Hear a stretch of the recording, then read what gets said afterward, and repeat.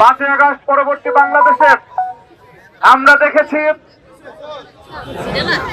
যে ছাড় দেওয়ার মানসিকতা নিয়ে বাংলাদেশ জাতীয়তাবাদী দল বিএনপি এবং তার অঙ্গ সহযোগী সংগঠনের যারা আছে, আমরা যে ছাড় দেওয়ার মানসিকতা নিয়ে রাজনীতি করি, তার বিপরীতে একটি বিশেষ সংগঠন দেখি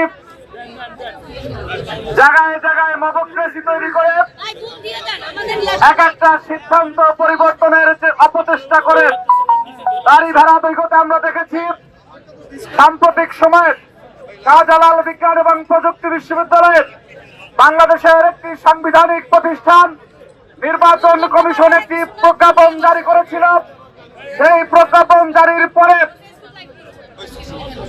যুগে যুগে ফ্যাসিস্টের দ্বারা সুবিধাপ্রাপ্ত একটি সংগঠন, তার নেতাকর্মীরা নির্বাচন কমিশনে কয়েকজন এসে রিক্সা যোগে তারপর নির্বাচন কমিশনকে বাংলায় একটা কথা আছে না, ফাপড় দিয়ে যায়। ওনারা ফাপড় দেওয়ার পরে নির্বাচন কমিশন সিদ্ধান্ত পরিবর্তন করেছে। আর আজকে আমরা যখন হাজার হাজার নেতাকর্মীরা এখানে এসেছি, আমাদের পিছনের পুলিশ ভাইরা কেমন কেমন করে এত জনগণ নিয়ে এত শক্তি নিয়ে আমরা বাংলাদেশের স্থিতিশীলতার স্বার্থে কিছু বলি না।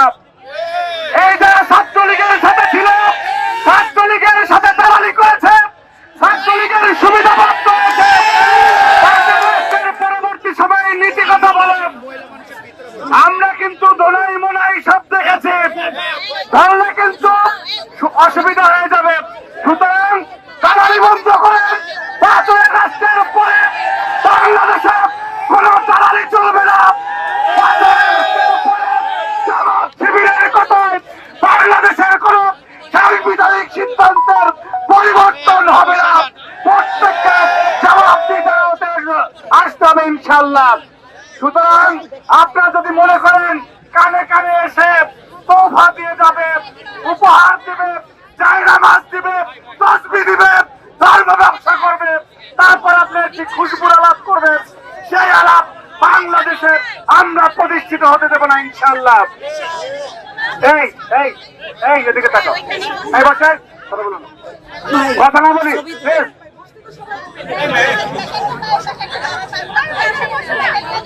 উপস্থিতি। ছাত্রদল ছাড় দিতে জানে, ছাত্রদল ছাড় দিতে জানে। আমরা বাংলাদেশের স্থিতিশীলতার স্বার্থে 5ই আগস্টের পরে থেকে ছাড় দিতে দিতে এই পর্যন্ত এসেছি। অনেকে বড় বড় কথা বলে, আমরা যদি চাইতাম অনেক কিছু বাঞ্চাল হইতো, আমরা করি নাই। সুতরাং আজকে এই সমস্ত হ্যাডমগিরি ছাত্রের বেটা করছে ছাত্রলীগ, ছাত্রলীগের সাথে থাকতাম। ছাত্রলীগ যদি 5ই আগস্ট না করতো, তোমরা তো অনেকে ছাত্রলীগের প্রেসিডেন্ট সেক্রেটারি হয়ে যেতাম। আজকে বড় বড় আলাপ করো, বাংলাদেশের স্বার্থে কথা ধৈর্য ধারণ করে আছি, আর ধৈর্য ধারণ করবো না। আশা করি মাইকের আওয়াজ সম্মানিত নির্বাচন কমিশনে আপনারা শুনতেছেন। 12ই ফেব্রুয়ারি নির্বাচনের আগে কোন মবক্রেসি তৈরি করে যদি পরিস্থিতি তৈরি করতে চায়, তার বাংলা জবাব দিবে ইনশাল্লাহ। এদেরকে সুস্থভাবে করে ফিরে দিতে দেবো না ইনশাল্লাহ। আমরা কোন মবক্রেসি করি নাই, মবক্রেসির প্রশ্রয় দেই না, মবক্রেসি করতে চাই না, আবার মবক্রেসি সহ্য করবো না ইনশাল্লাহ। সুতরাং এই তসবি তাহালি আর খুশবুর আলাপ বাদ দিয়ে হালাল পথে আসেন, সিরাতুল মুস্তাকিমের পথে আসেন, ভণ্ডামি বাদ দেন। ধর্মের সাথে আপনাদের কোনো সম্পর্ক নাই, ইসলামের সাথে সম্পর্ক নাই, সম্পর্ক আছে বাটপাড়ির সাথে। এই ছাত্র দলের এই শোনেন, এই একটা ঘটনা বলি। 2 দিন গতকালকে সন্ধ্যার সময়, গতকালকে সন্ধ্যায় ঢাকা বিশ্ববিদ্যালয় হাকিম চত্বরে আমি আড্ডা দিচ্ছিলাম। ঢাকা বিশ্ববিদ্যালয় নেতা শুনেন, গতকালকে সন্ধ্যায় ঢাকা বিশ্ববিদ্যালয়ে আমি আড্ডা দিচ্ছিলাম। একজন ইসলামী ব্যাংকের কর্মকর্তা অফিসার ইন ক্যাশ ছিলেন যাত্রাবাড়ি শাখায়। সে এইদিকে তাকাও, এই আমার দিকে তাকাও, যাত্রাবাড়ি শাখায় অফিসার ইন ক্যাশ ছিল।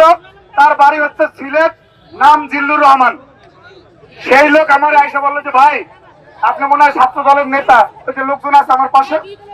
আমি হ্যাঁ বলেন। আমি ইসলামী ব্যাংকে চাকরি করতেছিলাম।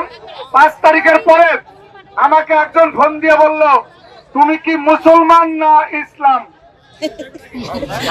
এদিকে দেখেন, 5 তারিখের পরে জিল্লুর রহমানের ফোন দিয়ে বলছে তুমি কি মুসলমান না ইসলাম?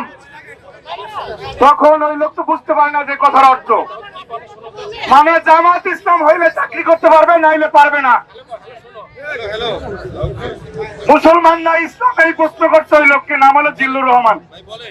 সুতরাং যারা তাদের আদর্শের বাইরের কেউ হইলে ইসলামী ব্যাংকে চাকরি করতে পারবে না, এই ধরনের বৈষম্য, এই ধরনের জুলুম করে তারা কিভাবে ইনসাফের বাংলাদেশ প্রতিষ্ঠিত করবে?